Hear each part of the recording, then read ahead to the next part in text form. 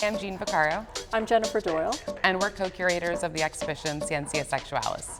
We're here at ICALA, where the show is on view until March 2nd. And we're going to give you a tour of the exhibition.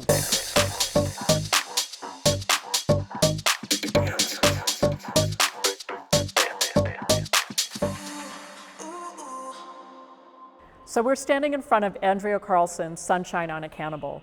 This work operates as an allegory for the entire show in many ways. At the center of it is a warning.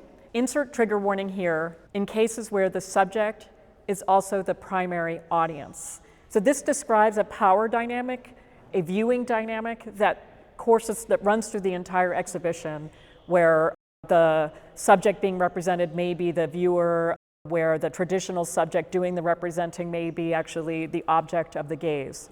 Yeah, so one of the things that the exhibition has to contend with, and that all museums have to contend with, is that we can't assume the positionality of the museum audience, and that the public is a diverse and multifarious kind of entity. And so we're thinking about what it means for us as curators and for the museum to be putting on display these often quote-unquote triggering histories and difficult histories, and how one receives those, and to have a sense of care and attention to the various positionalities of museum visitors. This work also invites us to think too about who is the cannibal in the story, right? Is that the museum itself, insofar as it consumes, as it gathers and hoards these histories? Is that the viewer who is in essence dining on those histories, right? Who is the cannibal in this story? So we are standing in front of Fuck Baloney by King Cobra. This work belongs to a cycle of material that's in the show that addresses the history of gynecology. J. Marion Sims is remembered in medical history as a so-called father of modern gynecology. So he's a 19th century figure who developed the speculum, which is used in pelvic exams around the world, and also codified a repair for vesicovaginal fistula, which is an injury that's suffered in difficult childbirth or in violent sexual assault. He perfected his surgical technique by experimenting on enslaved Black women. The surgeries that he performed on them were performed without anesthesia, and one woman in particular was subjected to, I believe it's over 30 surgeries. Black feminist work in this history really dials into the necessity of recentering our understanding of the history of medicine on the stories of the women who figure in these margins. So in a series of earlier works, Cobra had paid attention to the wound, the scar, but over time has moved into contemplating this figure who is at the center of all this harm in the stories of gynecology, J. Marion Sims. How do you bring J. Marion Sims into a different kind of visibility? How do we make his body visible? What does it mean to turn the gaze around?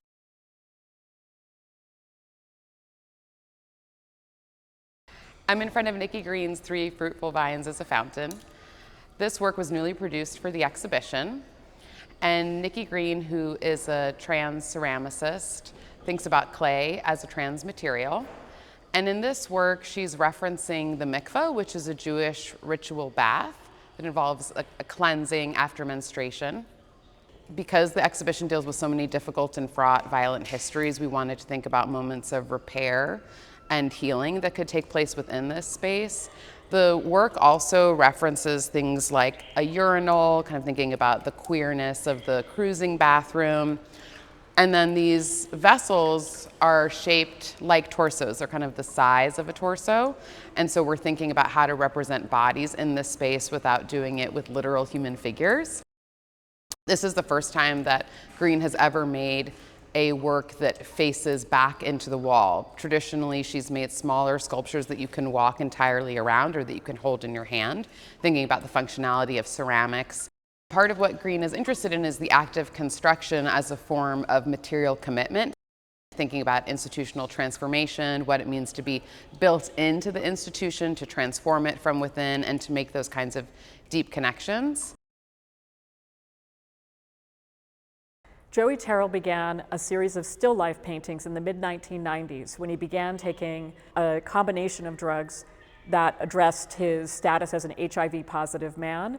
So this is a historical period that marks a huge transformation in what it means to receive diagnosis as being HIV positive. This is probably one of the most important historical moments in LGBTQ art history, insofar as an entire generation of people, of artists, and people in the art world were lost to HIV, to AIDS. And these series of still lifes commemorate, think about, and sit on that historical shift. For example, in this painting, David Warnerovich, an artist who died of AIDS in the early 1990s. This is a reference to a work of Warnerovich's called One Day This Kid, one of his most well-known and powerful works, which is also a kind of self-portrait. This is embedded in this still life, which is also a portrait of the life of Joey Terrell, and also what it means to be still here. There is an insistence, right, on the presence of HIV and AIDS in the contemporary moment, a meditation on what it means to have survived this historical shift and lived into the period in which these more successful therapies became available, and to hold on to the losses, to continue to mourn and to grieve and remember those who did not live to see this particular kind of therapy. This work to me really speaks to the research process behind this exhibition. We were digging into the archives of artists working with the history of sexology and sexual science for about 5 years. So much of this exhibition is thinking about the museological itself, and by that I mean the politics of exhibition and display. And in this particular moment, I think we're now familiar with a kind of decolonizing effort around museum politics, and that museums are having to reckon with what they have collected over many hundreds of years, specifically around questions of natural history, human remains, animal life. And so this work by Young Jun Kwok and Galaporis Kim is an incredible example of kind of querying that question of exhibition and display. Yeah, you see on the panel on the left, this was painted by Galaporis Kim. The little objects in here are, well, they're basically dildos, sex toys, self-pleasuring mechanisms. Some suggest a kind of medicinal use maybe. There's a whole sex machine figured here. So, and these look, they look like sex toys, but also relics and artifacts. And on the right, we have a panel that was painted by Young Jun Kwok, and which is approaching. I would recognize the Hitachi magic wand, also known as the Cadillac of vibrators, anywhere. That's one of the things about this particular panel and this dialogue between these two artists that's really loaded for the viewer, insofar as your ability to recognize these objects is dependent entirely on a kind of sexpertise. And it's a kind of knowledge that is often stigmatized. It's not a place from which people necessarily feel authorized to speak from, or if they speak from it, they're revealing a kind of secret or a sexual practice. My first job was working at Toys and Babylon, which is a feminist sex toy store.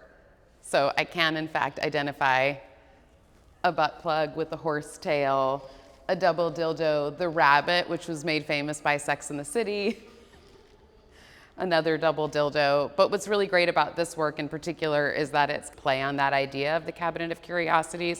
So for the viewer who is not completely familiar with every single silhouetted figure here, you end up asking yourself, what is this for?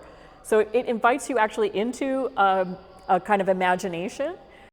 The ways in which this work speaks to a viewer and kind of activates you, it's very sex positive and pleasure centered. And those values are really important to bring into the space of this exhibition, in which a lot of works are confronting very different kinds of disciplinary practices, which are actually push the sexual subject's pleasure out of view in favor of a kind of scientific approach to knowledge about the sexual body. Yeah, because in this exhibition, sex is very often the site of violence, but sex is also the site of pleasure, and not in spite of that violence or against it, but in a constellation where those two things are not opposites, but they are often happening in tandem. This is Millie Wilson's Wig Cunt. It was produced in 1990. It's actually the earliest work in the exhibition. And this is part of her series, A Museum of Lesbian Dreams. It's a very tongue-in-cheek play on the idea of the lesbian subject being too invisible and too boring to even be counted among the pathological deviants of sexual science.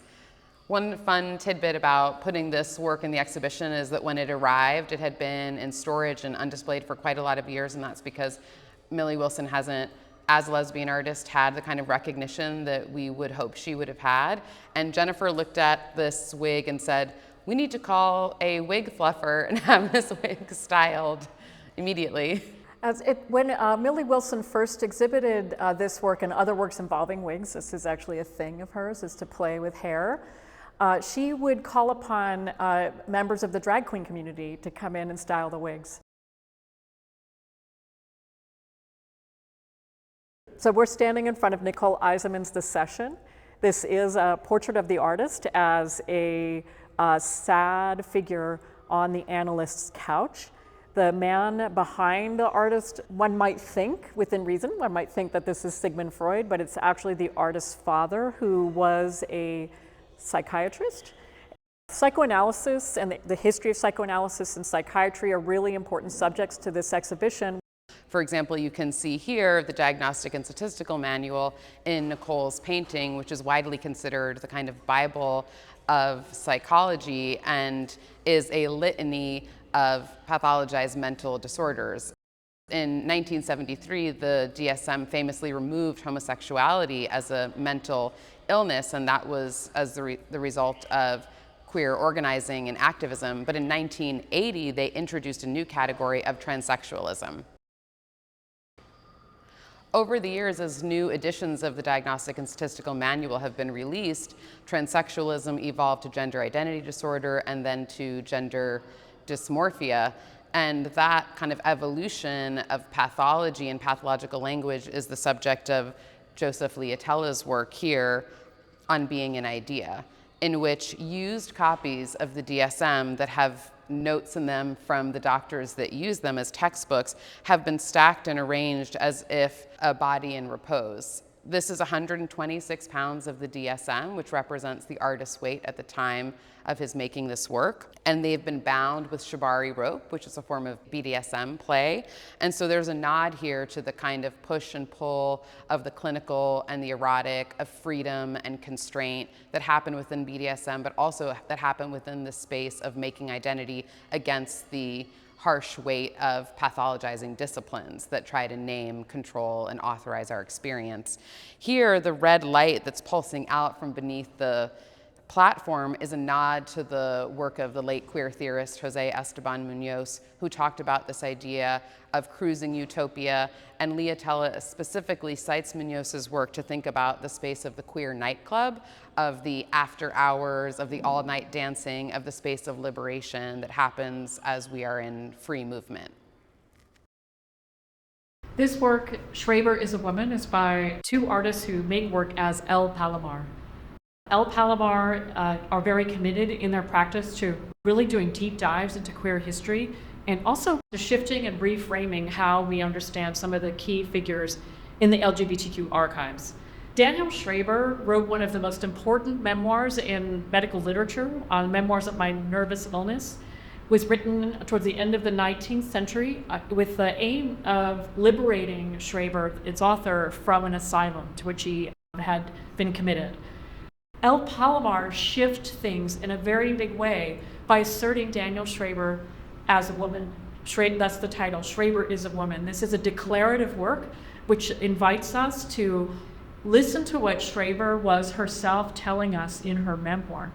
And of course, when you think about the fact that Schreiber was institutionalized for feelings of gender non-binary, what we might think of in today's language as trans, that is, of course, it makes complete sense that the only place in which she could inhabit her true self would be in another world, in this other cosmology, in this other place that was not the here and now of her time. And in so many ways, the history of queer and trans people is the history of institutionalization and of incarceration. And so this nod to another place, to another atmosphere, to another universe where she could feel and be herself, of course, makes more sense to us in our contemporary kind of reading, also about gesturing to a kind of like queer and trans utopia. One of the things that you'll recognize as a formal similarity between this installation by Now and the self-portrait, The Session by Nicole Eisenman, is that here I am positioning myself as the way the psychoanalyst would have in the old kind of orthodox style of psychoanalysis, with the patient on the couch looking away and the analyst hovering above as the patient is meant to free associate. Here we have a very different scene where now Los Angeles-based performance artist is actually guiding the viewer through a pelvic floor exercise. And so there's a beautiful point of connection and relationship that happens with the viewer actually taking up physical space. It's very rare that one can touch an object in a museum and one can actually lay down. This also has a really beautiful nod to the call for more accessibility in the museum space, to have opportunities for rest and for pause, but to lay on this couch, which now has very intentionally and purposefully covered with plastic and gold piping. You can kind of feel yourself laying down into the material. You can hear the squeakiness of the couch. And there's something of a kind of private and intimate experience that happens in this installation, where the viewer is able to, kind of quietly and on their own do pelvic floor exercises without anyone knowing. I might be doing them right now. There's so much work that could be captured by the interplay of sex and science that, as we were thinking curatorially about what directions to go in, the question of the bioart lab and the medical lab was a big subject of inquiry and research. Yes. It was important to us that we actually include things that have the look and the feel of the clinical, of the laboratory, of the wet lab, right? Meaning a lab in which you're working with biological material.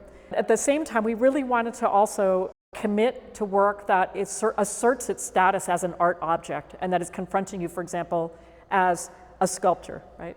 The title of this work is Form Begets Function.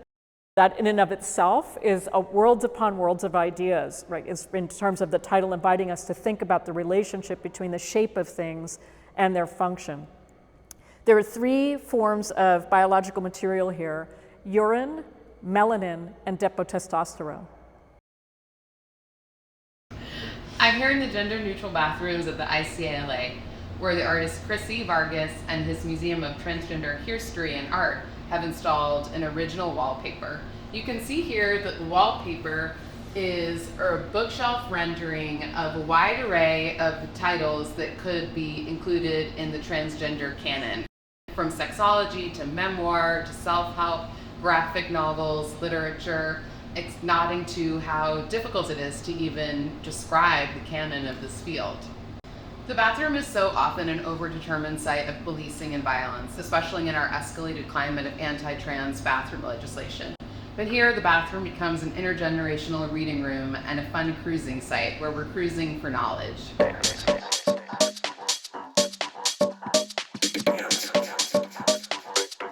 To us, Scientia Sexualis sounds like a diagnosis or the naming of a new species. We invite you to think about what Scientia Sexualis might mean for you.